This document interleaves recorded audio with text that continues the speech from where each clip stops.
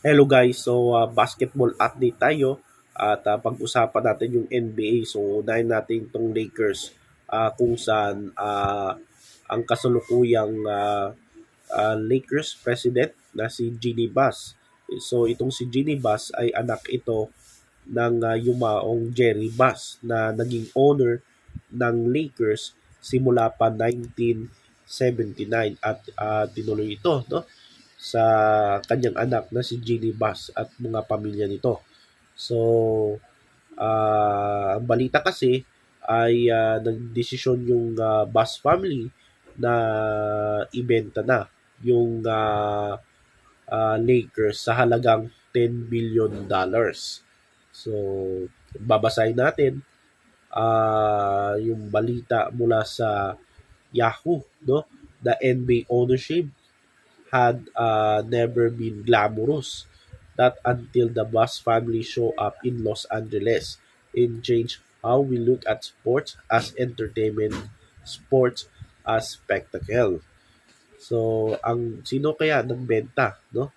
At sino kaya bumili dito sa Lakers franchise? So, on Wednesday, the Buss family reportedly entered the agreement to sell the Lakers to TWG Global CEO Mark Walter. Kung saan itong si Walter ay owner din ng Los Angeles Dodgers sa Major Baseball League for a record at $10 billion. And it feels like the end of an era in some ways. Uh, pero itong si Jeannie Buss will continue to serve as governor according to ESPN. Parang yung ginawa ni ano, no? Natandaan ko yung ginawa ni Mark Cuban dyan sa Dallas Mavericks na binenta yung majority ng prangkisa dito sa Adelson and Dumont families. Pero itong si Mark Cuban ay nanatili pa rin, no, dito sa management ng Mavericks. So parang yun yung ginawa ni Jeannie Buss. So si Jeannie Buss ay mananatili pa rin dyan sa Lakers management pero hindi na sila majority owner.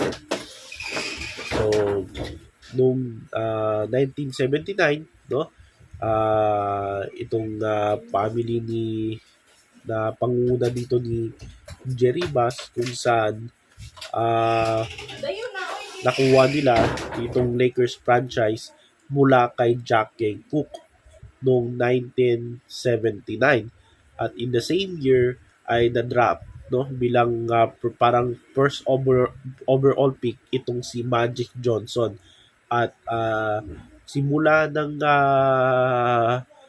itong Lakers sa panguna sa ownership ng ni Jerry Buss ay marami ng bago sa Lakers at naging successful, no, simula 1980s yung Showtime era ni Magic Johnson, ni Kareem Abdul-Jabbar, sila James Worthy, tapos nagkaroon din ng Laker Girls, no?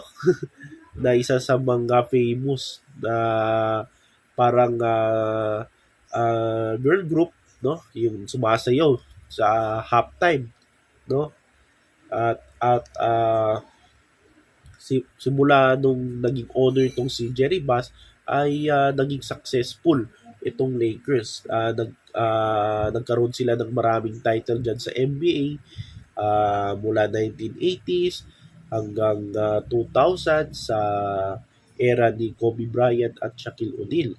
At dito, no, ah isa din siya sa dahilan ah ito isa din siya sa dahilan kung ang bakit ang Lakers ay napasama dito sa most valuable sports teams, hindi lang sa buong Amerika at kundi na rin sa buong mundo. So isa sa mga pinakamayaman na koponan sa buong mundo itong Lakers. So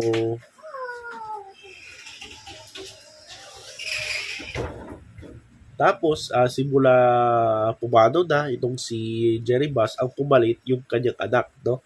At isa sa mga anak niya itong si JD Buss, yung babae.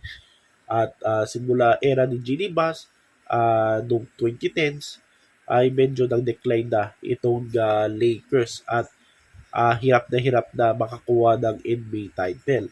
At isa pa doon yung pag-retire, no? Pag-retiro ni Kobe Bryant at medyo hirap na itong Lakers, pero bumawi din ito nung kinuha nila itong si LeBron James at sa panahon ni Ginny Bass ay naipanalo nila isang title dyan sa NBA noong parang 2020, no? Di ako nagkakamali. At simula ngayon ay hirap na makakuha ng another title itong Lakers. Parang napapansin ng mga Laker fans na mukhang hindi na maganda yung management ng Lakers. At dito, binenta na, no, yung majority ng kanilang stakes dito kay Mark Walters. So abangan natin itong bagong era ng Los Angeles Lakers. Pero itong si Ginny Bass ay mananatili pa rin dyan sa Lakers. So yan yung abangan natin, no? Sa malaking pagbabago dyan sa Los Angeles Lakers. So sana, no?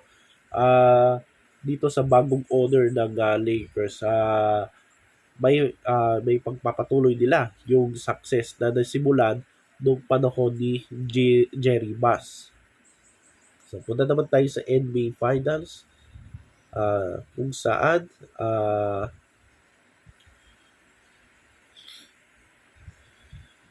Pacers. So search natin Pacers.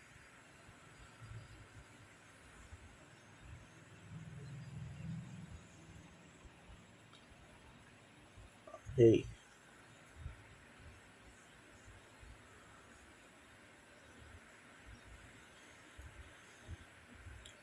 So ngayon pala, no, yung laban nila sa Game 6, Indiana Pacers versus OKC Thunder. Ang alam ko Game 6 sa home court ng Indiana. 8:30 AM. So alas 8 ng umaga ngayon. So mamaya pa yung laban nila sa Gainbridge Fieldhouse. So home court ito ng Indiana Pacers kung saan lamang ng OKC Thunder 3-2 at nais ng Pacers na mag-extend yung serye sa Game 7 at itabla itong serye. So tingnan natin kung makakabawi itong Pacers at i-extend yung serye or tatapusin na ng Thunder yung best of 7 series sa NBA Finals at makukuha na nila yung inaasam nilang na NBA title. So yan yung abangan natin mamaya dito sa NBA Finals. So